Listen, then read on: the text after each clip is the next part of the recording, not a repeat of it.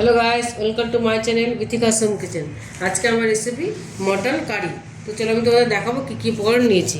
এখানে আমি 750 গ্রাম মটন নিয়েছি। আমি 1 ঘন্টা আগে নুন, হলুদ আর সরষের তেল আর একটু লেবু রস দিয়ে এটা আমি ম্যারিনেট করে রেখেছিলাম। আর এখানে নিয়েছি দেখো পেঁয়াজ কুচানো, 4-5টা পেঁয়াজ কুচানো নিয়েছি। আমি নিয়েছি আলু ডোম ডোম করে কাটা, ধুয়ে পরিষ্কার করে রেখেছি। আর নিয়েছি এখানে দেখো আমন্ড বাদাম, আমি খোসাটা জলে ভিজিয়ে রেখে খোসাটা তুলে ফেলে দিয়েছি।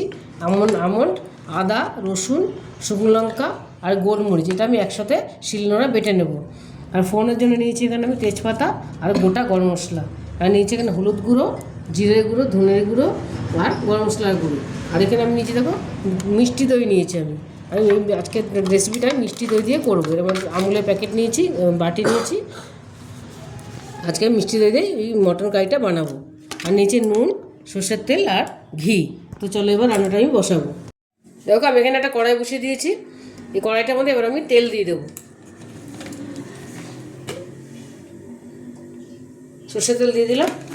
আমি আলুটা প্রথমে ভেজে নেব। দেখো তেলটা আমার গরম হয়ে গেছে, এর মধ্যে আমি আলুটা দিয়ে দেবো।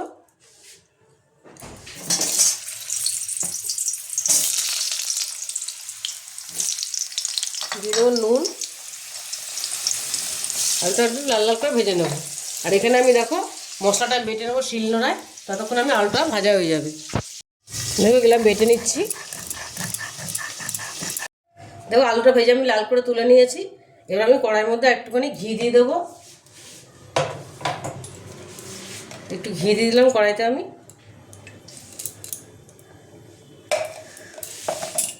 এবার দেবো গোটা গরম মশলাটা, তেজপাতাটা ফোড়নে।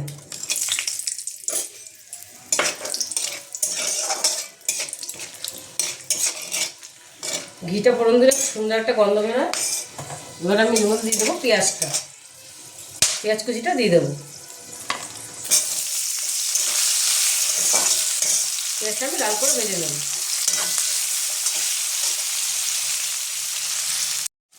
এবার পেঁয়াজটা আমার লাল করে ভাজা হয়ে গেছে। এবার আমি বাটা মশলাটা দিয়ে দিলাম। আদা, রসুন, গোটা গোলমরিচ আর বাদাম পেস্টটা, আমন্ড বাদামটা আমি বেটে নিয়েছি। এটা আমি দিয়ে দিলাম। এটা আমি পুরো নিয়ে নেবো।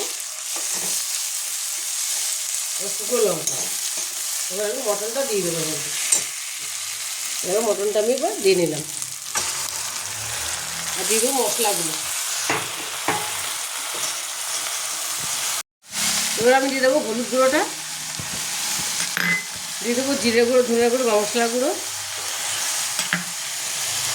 আর দিয়ে দেবো পরিমাণ মতো নুন। আমার মাংসে নুন ছিল, এমনি বুঝে আমি নুনটা দেবো, বেশি দেবো না। এবার আমি দিয়ে দেবো এর মধ্যে এই মিষ্টি দইটা। দেখো মিষ্টি দইটা আমি দিয়ে দিলাম। দইটা দিলে খেতে খুবই ভালো হয়।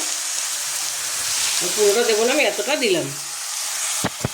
এবার আমি কষিয়ে নেবো এটা ভালো করে। আর দিয়ে দেবো একটু জল।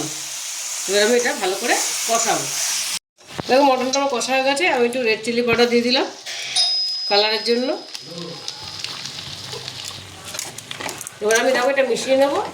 আর এখানে আমি প্রেসার কুকার নিয়ে নিয়েছি। এখানে আমি এবার মাংসটা এর মধ্যে তুলে নেব প্রেসার কুকারের মধ্যে।